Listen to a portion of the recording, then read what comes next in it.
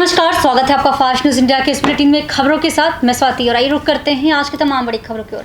पश्चिम बंगाल के पश्चिम मिदनापुर में शैलेंद्र सिंह ने भाजपा के कमल खिलाने की पारी खत्म कर दी है और हजारों समर्थकों के साथ जोड़ा फूल खिलाने की प्रक्रिया शुरू कर दी है। ज्ञातव्य हो कि पश्चिम मिदनापुर के बीजेएमटीयूसी के जिलाध्यक्ष पद से 2 दिन पहले ही 26 समर्थकों के साथ इस्तीफा देकर शैलेंद्र सिंह ने तृणमूल कांग्रेस का दामन थामा है।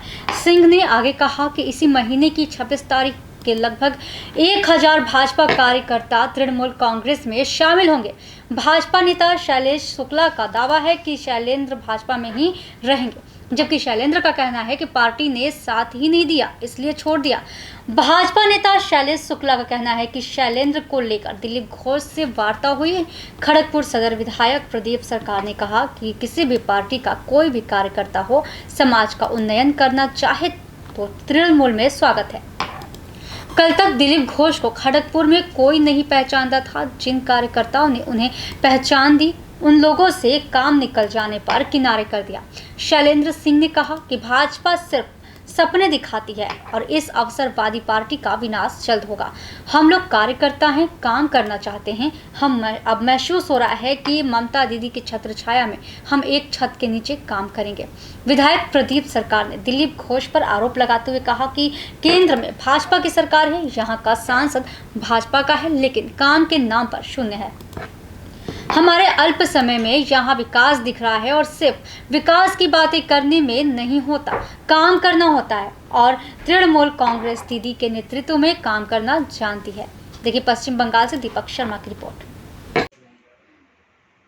उसमें आपका क्या सहयोग है और पार्टी का क्या सहयोग? देखिए, इसके लिए मैं जिन लोग आ रहा, मैं उन लोगों को वेलकम करता हूँ, धन्यवाद देता हूँ। उन लोग आज हमारा परिवार में शामिल हुआ है।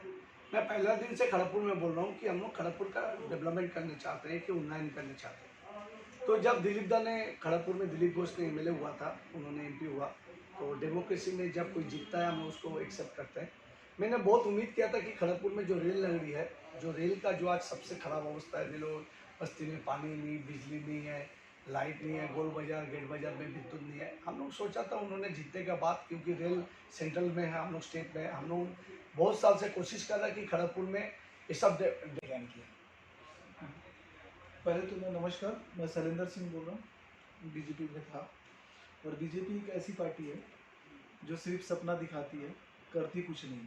दिलीप दा हमारे यहाँ पे इतने दिन से एमपी थे, इसके पहले एमएलए थे, लेकिन ना एमएलए पीरियड में कुछ काम किए और ना ही एमपी पीरियड में। कोई नहीं जानता था। 2 कारण से उन्होंने जीता। मेरा व्यक्तिगत मत है, एक तो था चाचा जी का उम्र हो गया था, हमारा कोई 100 लेके कोई आदमी का प्रॉब्लम था, तो जीता, ठीक है। लेकिन वो जिताने वाला आदमी को ही तो दिलीप घोष इज्जत नहीं देता। आज का दिन में हमको जितना जीता है, मैं अगर उन लोग को भूल जाऊंगा तो फिर कहाँ से होगा? तो आज उन लोग क्यों छोड़ रहा पार्टी? आज छोड़ने में उन लोग बात हो रहा है, इसलिए क्योंकि जो कमिटमेंट देके दिलीप घोष खड़गपुर में जीता था, भूगोल बदल देगा, विद्युत देगा, काम कराएगा, आज एक कमिटमेंट भी उन्होंने नहीं रख सका। तो इसके लिए उन लोग जगह नहीं मिल रहा, स्पेस नहीं मिल रहा, सांस बंद हो जा रहा बीजेपी में रह के।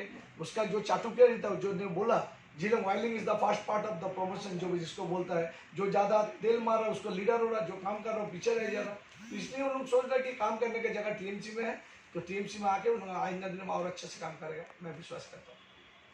Thank you sir, fast meeting में ऐसे थैंक यू आप लोगों को भी, आपका माध्यम से सब दर्शकों को भी मेरा प्रणाम।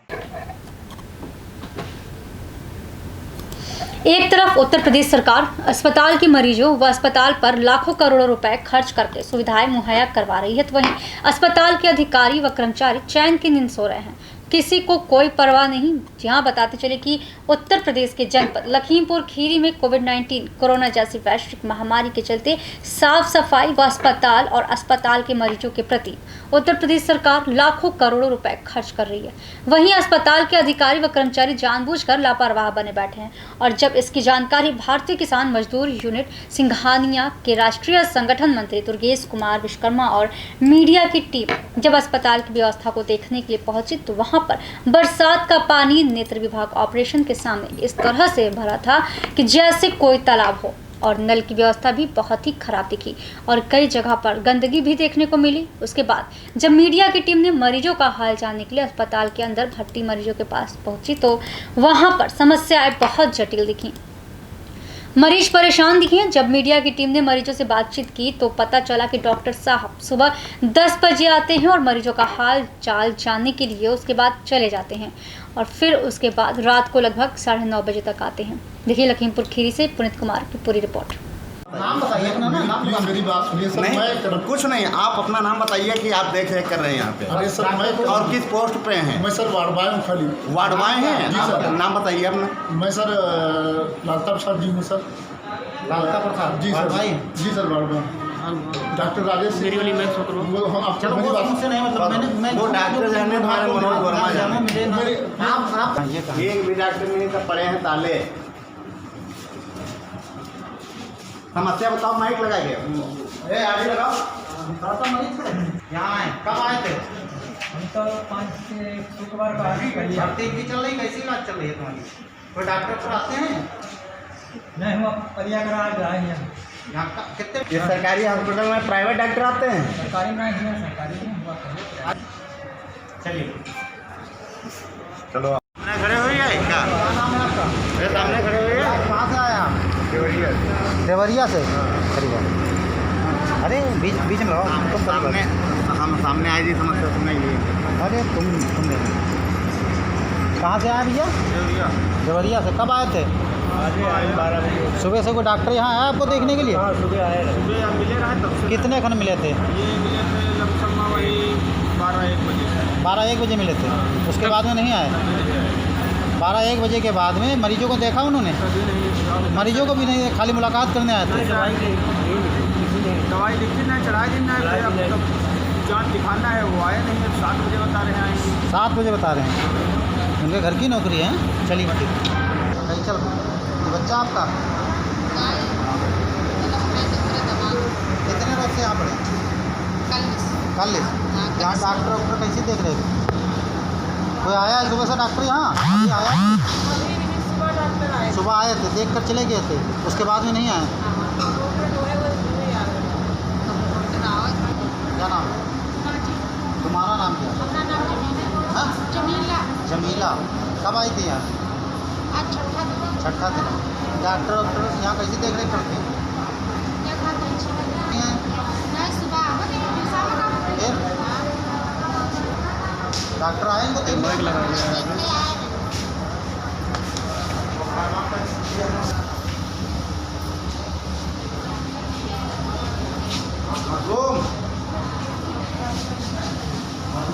यूपी के सुल्तानपुर जिले के बरवारीपुर गांव निवासी अजीमुल्ला फकीर उम्र 70 वर्षीय विगत 5 वर्षों से जौनपुर जिले के खोटाहन थाना क्षेत्र के फतेहगढ़ गांव में रहते हैं। सुबह गांव में फेरी लगाने गए थे और उसी समय गांव का पागल कुत्ता काट लिया, जिससे पैर और हाथ पूरी तरीके से जख्मी हो गया। ग्रामीणों ने लेकर उनको सामुदायिक स्वास्थ्य केंद्र खोटाहन गए, जहाँ 10 टाका लगा और अभी उनका इलाज अस्पताल में चल रहा है। देखिए खोटाहन से शिवसेंद्र यादव की रिपोर्ट। 70 साल के बुजुर्ग को कुत्ते ने काट कर किया घायल। मैं शिवसेंद्र यादव, थाना रिपोर्टर खोटाहन, जौनपुर, उत्तर प्रदेश।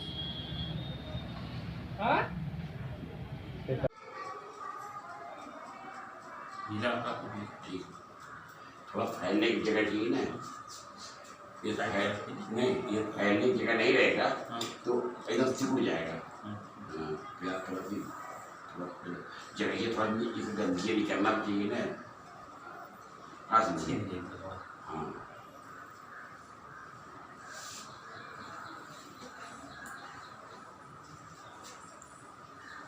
हाँ बढ़िया से लिख दिया। गाय वाले सुल्तानपुर का है। यूपी के जिला बदायूं में बिसौली थाना अंतर्गत गांव धनुपुरा में 4 सितंबर को बहुत ही गंभीर घटना हुई, जिसमें मुस्लिम पक्ष के लोगों ने हिंदू धर्म में आने वाले क्षत्रिय समाज के 4 लड़कों पर उनके घर जाकर हमला कर दिया, जिसमें एक लड़का जिसका नाम लकी उर्फ शिवम ठाकुर है, जिसकी बहुत बुरी तरीके से पिटाई की गई। वह इसके दौरान गंभीर रूप से घायल हो गया। तब उसको उसके घर वालों ने डॉक्टर को दिखाया और उसे 2 दिन जिला अस्पताल बदायूं में रखा गया और उसके पश्चात उसे मेडिसिटी हॉस्पिटल बरेली रेफर कर दिया गया, जो कि पिछले 22 दिनों से भर्ती है, परंतु उसको अब तक कोई विशेष फायदा नहीं है। इस घटना को अंजाम देने वाले 6 लोग हैं और जिसमें अभी तक सिर्फ 5 गिरफ्तार हुए हैं। और इस मुद्दे को लेकर राष्ट्रवादी प्रताप सेना के जिला अध्यक्ष कुंवर अंकित चौहान का कहना है कि बचे हुए एक मुजरिम की गिरफ्तारी जल्द से जल्द की जाएगी और उन्होंने NSA की भी मांग की है। देखिए जलालपुर से नीलांश राठौर की रिपोर्ट। उत्तर प्रदेश की अगर बात की जाए तो जगह जगह हमें देखने को मिलता है कि हिंदू पक्षों के लोगों को प्रताड़ित किया जाता है या उनकी ऐसी घटनाएं हो जाती हैं कि जिस पर कोई प्रशासन या कोई भी सरकार उन पर ध्यान नहीं देती है। वहीं अगर बात की जाए उत्तर प्रदेश के तहसील बिसौली के गांव धनुपरा की, वहां एक ऐसी घटना हुई जिसमें कि मुस्लिम पक्ष के लोगों ने हिंदू समुदाय के क्षत्रिय वंश का जो लड़का था लकी ठाकुर, जिस पर कि हमला कर दिया। हमला उसके घर पर किया और उसको इतनी बुरी तरह से मारा, उसके कुछ साथियों के अपने कुछ साथियों के साथ वो अपने घर पर बैठा हुआ था, जिसमें कि साथियों को भी उसके घायल कर दिया गया और उसको इतनी बेरहमी से मारा गया कि वह यहाँ से सीधे बिसौली से उसको रेफ़र किया गया बदायूं डिस्ट्रिक्ट हॉस्पिटल। वहाँ से रेफ़र करने के बाद वह इस समय बरेली मेडिसिटी में भर्ती है और लगभग उस पर 15 से 16 लाख रुपए खर्च हो चुका है, जिसके बावजूद भी वह लगभग ठीक नहीं है। कोई उसके स्वास्थ्य में केवल थोड़ी बहुत ही उसके स्वास्थ्य से ठीक हुआ है, बकाया कोई उसकी ज़्यादा रेस्पॉन्स उसकी बॉडी नहीं कर रही है। वहीं यहाँ कुछ लोग लकी ठाकुर के परिवार से मिलने आए हुए हैं, इनसे हम कुछ बातचीत करने की कोशिश करेंगे। क्या नाम है आपका? जी, मेरा नाम कुंवर अंकित चौहान है। मैं राष्ट्रवादी पार्टी से लोकसभा प्रभारी हूँ। वर्तमान में जिला अध्यक्ष हूँ राष्ट्रीय बजरंग दल जनपद संभल से। तो आप इस मुद्दे पर जो अब तक कार्रवाई हुई, क्या कार्रवाई हुई इस मुद्दे पर? अभी यहाँ पर जो शासन प्रशासन है उसकी स्थिरता देखी जा रही है कि एक जो मुख्य मुलजिम है उसको अभी तक गिरफ्तार नहीं किया गया। ये दुर्भाग्य है। क्या योगी राज में यही जंगल राज चलता रहेगा? और उसी के हमने एवज में 21 तारीख को एसएसपी का घेराव किया था। उस घेराव में हमने 7 दिन का समय दिया है एसएसपी साहब के लिए कि अगर आपने एनएसए के तहत अगर कार्रवाई नहीं की तो समस्त समुदाय हमारा जो है राष्ट्रवादी पार्टी राष्ट्रीय बजरंग दल संघर्ष करेगा और वहीं धरना प्रदर्शन में बैठेगा। लेकिन इसमें प्रशासन का कहना है कि 5 लोगों की लगभग गिरफ्तारी हो चुकी है, तो आप क्या कहना चाहेंगे? नहीं, 5 लोगों की गिरफ्तारियां हुई, लेकिन गिरफ्तारी वैसे नहीं हुई जो होनी चाहिए थी। वो खुद जाकर के पहुंचे तो गिरफ्तार कर लिया उन्हें। जो नहीं पहुंचा है, आज क्या नाम है उसका, जो अरशद को गिरफ्तार क्यों नहीं किया गया? आज 22 दिन होने जा रहे हैं। कहने का मतलब है कि यहाँ पर कोई भी दबिश जो विपक्ष पार्टी है उस पर नहीं डाली गई। जिन 5 लोगों ने खुद अपनी गिरफ्तारी कराई उनको गिरफ्तार किया गया और जो एक मुजरिम जो रह गया है वह अरशद मुख्य मुजरिम जो है उसकी अभी तक गिरफ्तारी नहीं हुई। तो आप आगे इस पर क्या कार्रवाई चाहते हैं? हम लोग ये कार्रवाई चाहते हैं कि इस प्रकरण में एक धनुपरा में ये प्रकरण हुआ है, ऐसी घटना एक कठौली में भी घटित हुई है। दोनों ही जगह पर एनएसए लगनी चाहिए लोगों पर, जिससे भविष्य में इस तरह की घटना घटित ना हो। तो कठौली में जो घटना हुई उस पर आप कुछ जानकारी देने की कोशिश करें। जी बिल्कुल, वहाँ पर एक अरुण कुमार सिंह जी भाई जी हैं, उनको घर पे बुला करके उनको गोली मार दी गई और उनकी लाश जो है बाहर फेंक दी गई जंगल में। तो ये दुर्भाग्य है और हम लोगों को सब लोगों को मिलकर के संघर्ष करना चाहिए। ऐसी घटना हमारे समाज के साथ ना घटे, इसके लिए राष्ट्रवादी पार्टी राष्ट्रीय बजरंग दल मैदान में है। तो अगर जैसे इस पर कोई कार्रवाई प्रशासन नहीं करता है, जैसे कि हमें देखने को मिला कि लगभग 20 से 22 दिन होने के बाद भी आज एक जो मुख्य मुजरिम है उसकी गिरफ्तारी अब तक नहीं की गई, तो अगले आपके क्या कदम होंगे? हमारा अगला स्टेप जो है वो हमने 4 दिन का समय दिया है शासन प्रशासन, 1 हफ्ते का। आज जो 3 दिन हो चुके हैं, 4 दिन अभी मतलब बाकी हैं।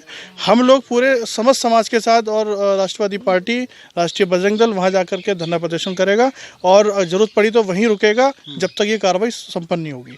यहाँ इनकी जो यह मुद्दा था, यह कांड था, उसके बारे में जानकारी लेने हमारी फास्ट न्यूज़ इंडिया की टीम आई हुई है। कैमरा पर्सन विशाल शर्मा के साथ मैं Neelansh Rathore, Fast News India, Badaun से। थे के समाचार। आगे कुछ खास खबरों के लिए बने रहिए फास्ट न्यूज़ इंडिया के साथ। धन्यवाद।